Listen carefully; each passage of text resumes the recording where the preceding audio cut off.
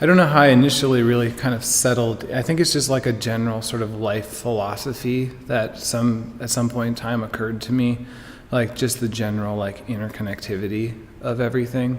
Like the theme of like birth from death. I think that like on like a philosophical level is like a really great thing to live by, just like in terms of recreating yourself from your own, disasters and own shortcomings, and like realizing like what your problems are and then developing from that. And then additionally, like I think like on like a cultural level,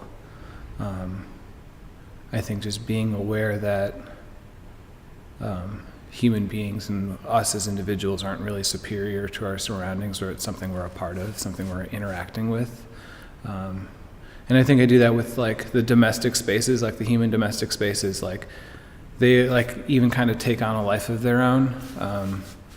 And there's like an interaction and exchange that's happening like just with like a room, and thinking about like the individuals that occupied that room and the sort of like residue that they leave over time in that space, and how that relates to them as an individual and how it's specific to that person that occupied that space. And I think like somehow bringing together all of those like systems that we're a part of and just acknowledging them.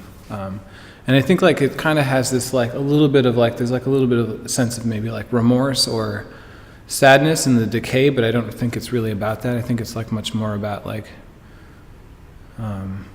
the growth from the decay rather than the decay. It's a little bit more of like